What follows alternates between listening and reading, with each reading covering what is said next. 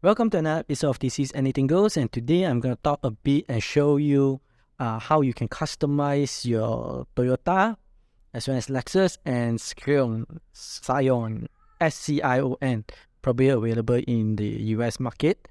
Okay, so what I have here is a Toyota Alphard GGH20. This is the 3.5 liter, and it uses OBD2 16-pin standards. And to do this customization, you will need two things. All right, you will need this mini VCI cable and a laptop, and you will need to install the software to do this. Okay, so what are the things that you can actually adjust? So briefly, I'm going to tell you, you can adjust whether or not your door beeps when it's opening. You can adjust the lights. You can adjust the sensitivity of your rain and light sensor. You can adjust quite a number of things, which we will get into after this. Okay, so starting forward, you need to locate where your OBD2 port is. So for mine, it's just under the driver side over here. So what you need to do is you need to connect the mini VCI, and then you need to connect it to the laptop using the USB. All right, so I'll do the connection, then I'll show you what you see on the application itself. Okay, so once you have already plugged in the hardware and launched the application, this is what you will see when you connect to the vehicle. You see the brand as well as the name and your model and engine of your vehicle, and then you need to select your options. So for mine, I'm going to put radar cruise because mine does have that. And then once you click on next, it will bring you to the next screen. So the loading for this mini VCI is a bit slow, so bear with me on that. Okay, so over here you see the system selection menu. So there's a couple of ECUs here, or more like options for you to actually keep track of things. So for example, if we were to click on the radar cruise,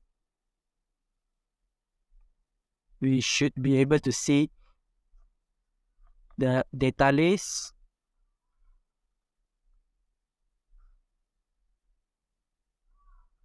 Okay, so the engine is not started, it's just on accessory mode right now, so most of the things are not reading. Okay, so these are the things you can monitor, but we're not here for that, right? We are here to see what we can customize. Okay, so let's go to the customization menu. Okay, so what we'll do is we'll go to the customize settings, and we'll be able to see what options that we have to customize. Now, every single model has its own customized settings. So some may have a lot, some may have less. So over here, you can see we have wireless door lock, security, power window, wiper, so on and so forth. Bunch of things over here. Okay, so some of the things that I have customized on my car is like the door lock.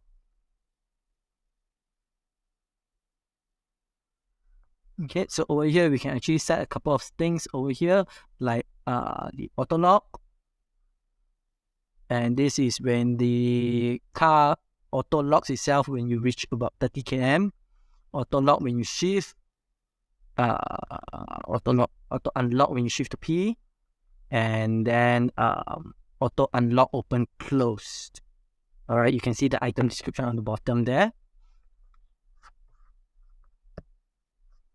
So one of the things that was my pet peeve was that every time I park the car and put to P, the door unlocks, which is to me not secure, so I disabled that. Okay, the next thing that was very interesting was on the air conditioner side.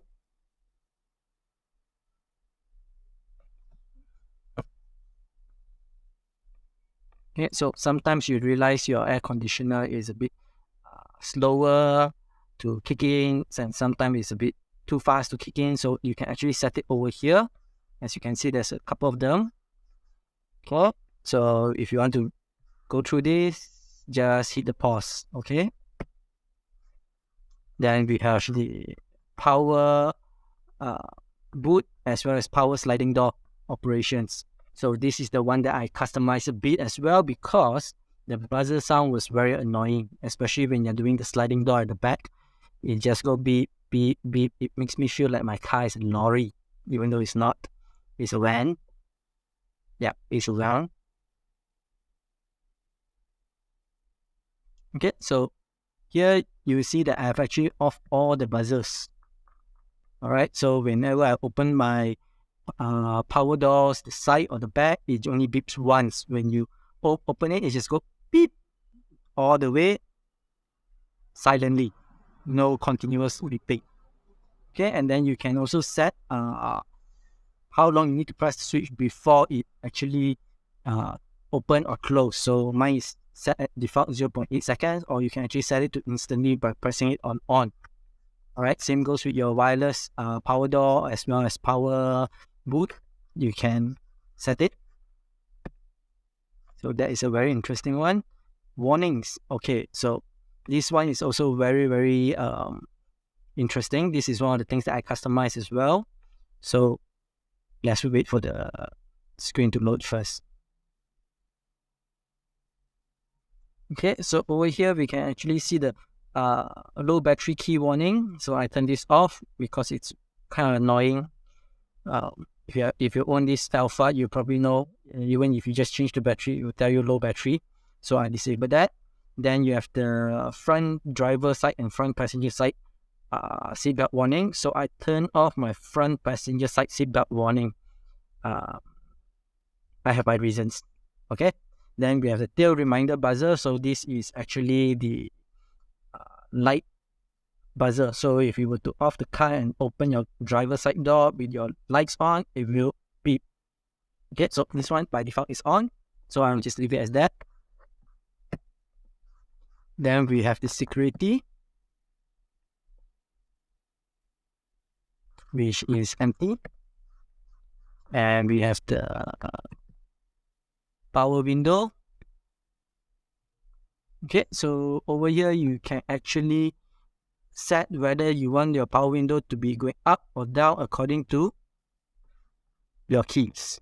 All right, if you can actually read over here, just pause it. All right, okay, so I've off all of this because I want to have manual control over my power windows.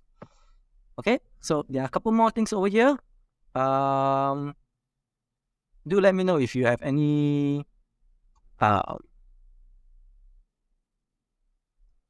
request to see any of this, because it takes a while to load, and I'm here to show you what is customizable and what isn't. Okay, all right, and there you have it, guys. That's how we customize the settings on our Toyotas as well as Lexus and Scion. All right, so again, cable USB to the OBD2, put your car to accessory mode. You don't have to start the engine. I mean, even you start is okay. And you need the laptop as well as the program to actually do the programming.